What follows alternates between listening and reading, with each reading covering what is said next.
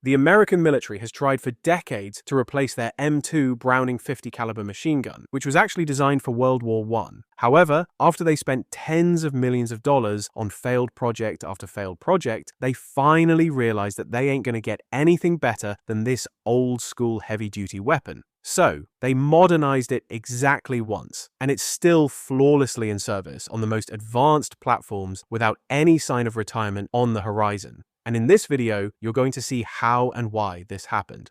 Okay, so the thing that would eventually lead to the M2 Browning is actually something that appeared in the First World War, and that was the armor. It was now showing up on planes, protecting pilots and key components. And there were tanks coming into play, so it was obvious that the rifle-caliber machine guns weren't going to be effective much longer. An interesting thing at the time was that the American army didn't have anything to fill the gap between the 30 caliber machine gun and field artillery, so General John Pershing had an idea how to fill it. He requested from the Army Ordnance Department a new heavy machine gun with at least a half-inch caliber, a muzzle velocity of 2,700 feet per second, and a bullet heavy enough to be effective against armor. But the whole thing also had to work against anything else that might show up on the battlefield. So to not bother you with the chaotic development, the project eventually landed on the desk of none other than John Moses Browning, better known as America's greatest gun designer. He and his team worked through trials and errors, scaling up the standard 30-06 cartridge to meet the ambitious specifications of the new round.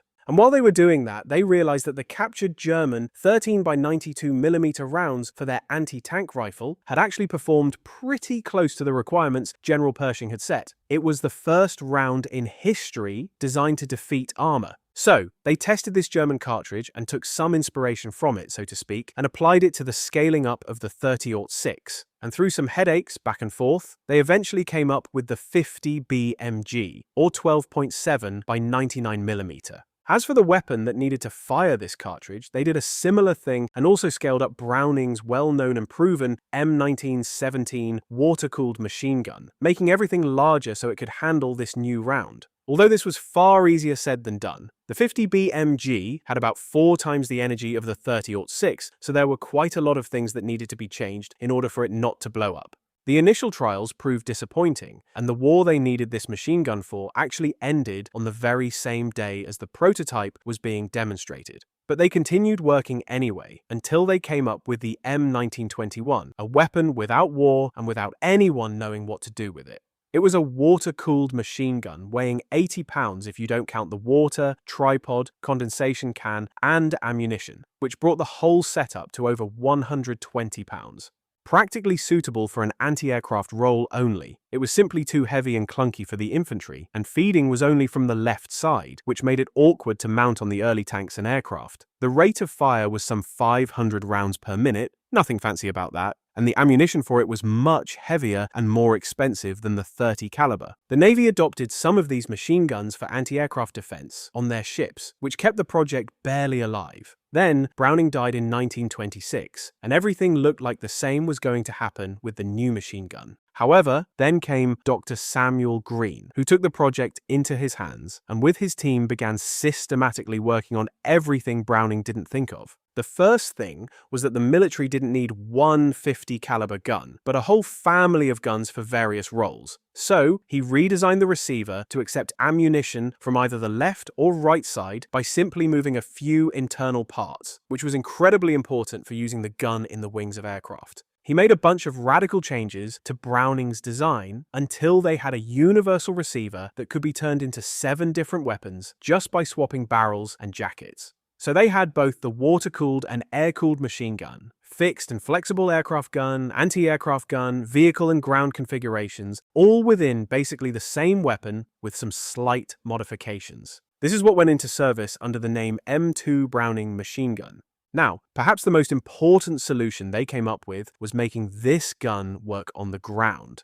Let me explain. The first major role the new 50 caliber machine gun got was on aircraft to replace their old 30 caliber guns that weren't powerful enough for the newer fighters and bombers of the time. On aircraft, this version designated ANM2 had a thinner barrel to save weight. And overheating wasn't an issue because they're flying at several hundred miles per hour in cold air. And when they fire, they only use short bursts. This is why these variants had a much higher rate of fire than ground ones, pushing over 850 rounds per minute. However, the problem with the air-cooled ground setup was that the barrel would overheat and break very quickly. But this was finally solved with the version M2HB, standing for heavy barrel. This much thicker-walled and longer barrel had mass to absorb and dissipate heat, although the gun now weighed 84 pounds alone.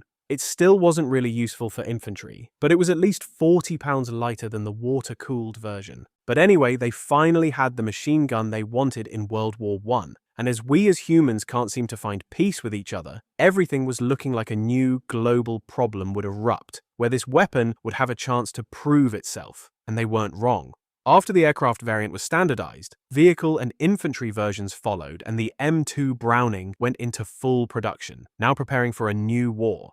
The 50 fired its first shots in anger on December 7, 1941, or what you might know better as the attack on Pearl Harbor. The M2 was there on ships, aircraft, and vehicles, and they were now all pointing at the Japanese dive bombers and fighters that were decimating the American fleet. 4 days later, Germany declared war on the United States, and now the real deal was about to begin. As we said, the first and most important role was on aircraft. Fighters usually had 6 50s, 3 in each wing, except the P-47 Thunderbolt with 8 and the P-38 Lightning that had 4, plus a 20mm cannon, all mounted in the nose.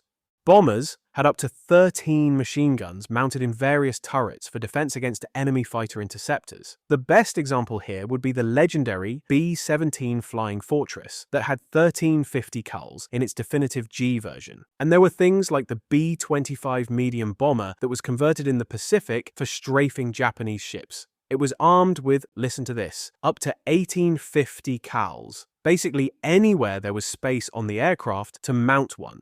They could sweep the deck of a Japanese ship and destroy its anti-aircraft defense with a single pass, after which dive bombers could come in and sink it, and they were incredibly effective with this tactic. Then, as the war escalated on the ground, the M2 became so widespread that if something could carry one, it would have it. Tanks, half-tracks, armored vehicles, jeeps, they all had at least 150 on top. It was primarily mounted for anti-aircraft defense, like on the turret roof of Sherman tanks, and operated from the engine deck instead of from inside the hatch.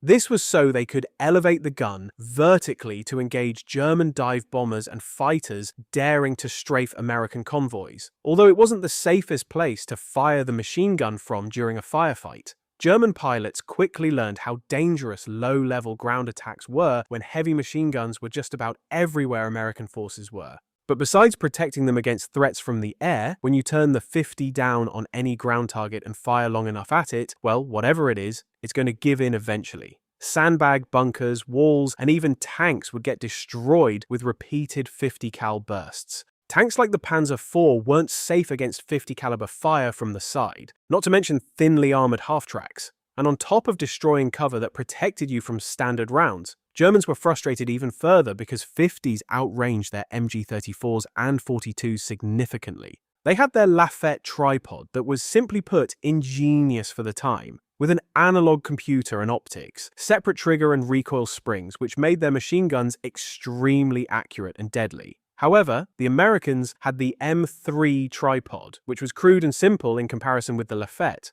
but it did have a traverse and elevation mechanism that gave them mill adjustments for accurate fire at long ranges, even beyond 2,000 yards. And there was the problem for the Germans. 50 BMG still had plenty of energy, even at such ranges where fire from the light machine guns wasn't nearly as effective. So the M2 quickly became one of, if not the most hated weapons Americans had on the ground. It was everywhere, always with enough ammo, and getting shot at by the 50 is a completely different experience than any other rifle or machine gun. American soldiers also came up with the tactic called reconnaissance by fire, where columns traveling through hostile territory would point their 50s in different directions and fire short, quote-unquote, recon bursts into anything that might be suspicious. As the column would move, they would be firing at nearby bushes, trenches, wrecked vehicles, or abandoned bunkers, just in case.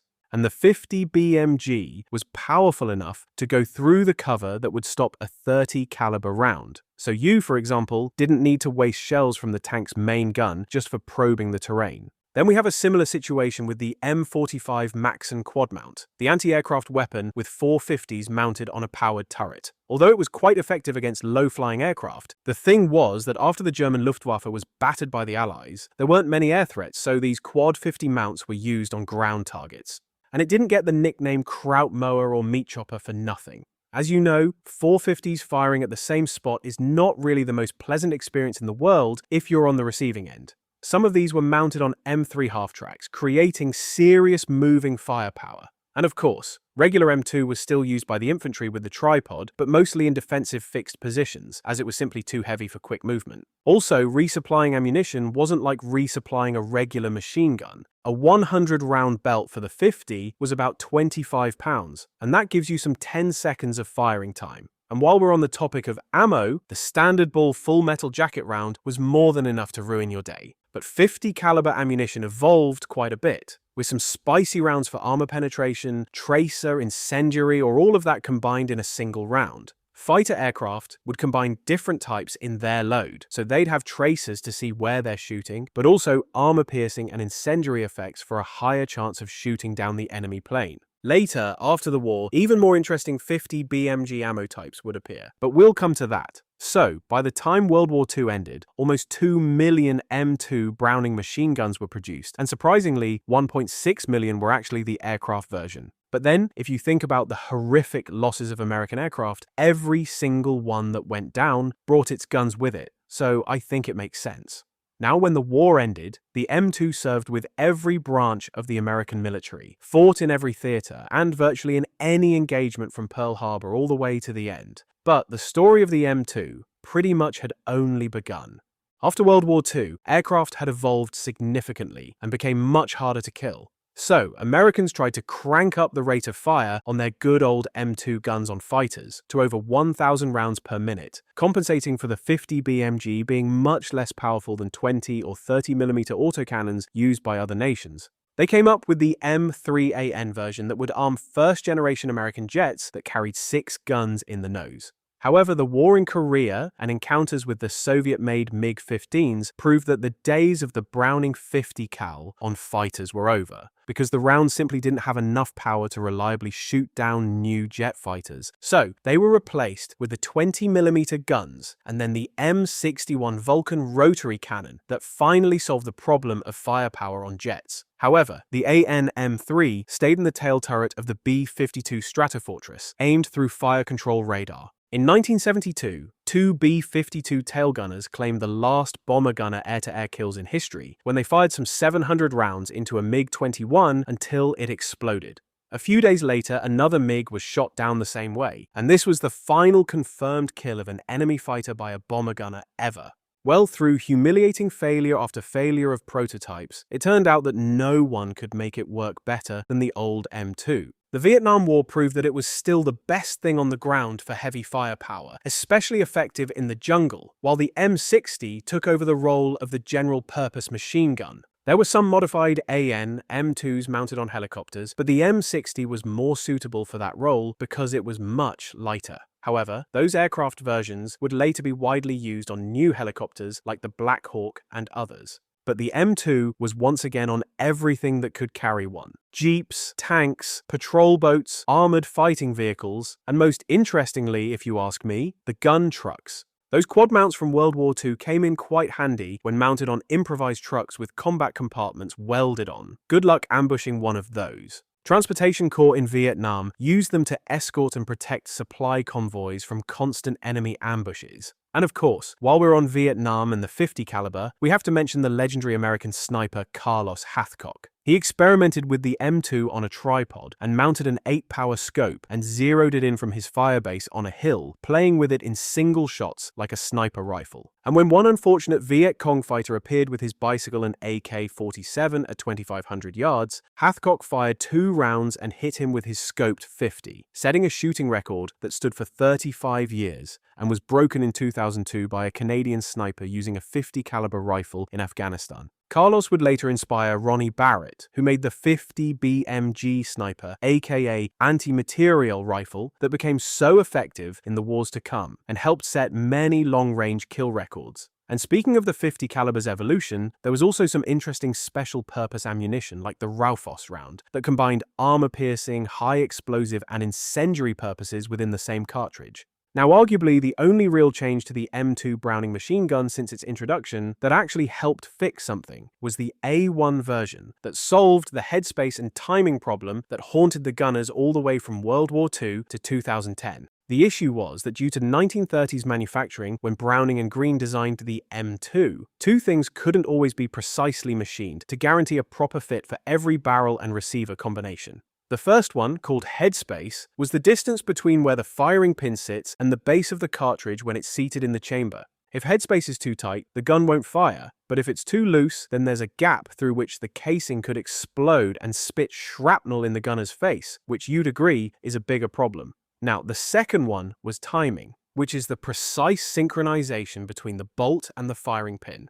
Basically, before the firing pin drops, the bolt needs to be completely locked. If not, the round fires while the bolt is still moving, which is called an out-of-battery detonation, and it's definitely not something you'd want to happen when you press the trigger. So, because the machining of the wartime mass production couldn't make sure that these measures were 100% right each time, Browning's solution was to make them both adjustable, so the gunner could make whatever barrel work with whatever receiver with some adjustment. The gunner screws in the barrel and checks the fit using small metal gauges for both headspace and timing, and if something is wrong, he adjusts the thing and everything's cool. However, the catch is that you'd need to do that with every single barrel change. And when would you need to change the barrel the most? Well, in combat after prolonged firing when your barrel gets dangerously hot. So, because you can't really pause the battle, then get up and screw in the new barrel, make all the safety checks and measurements before you resume fire, gunners did it by feel, or simply hoped that the adjustments for the previous barrel also worked with the new one.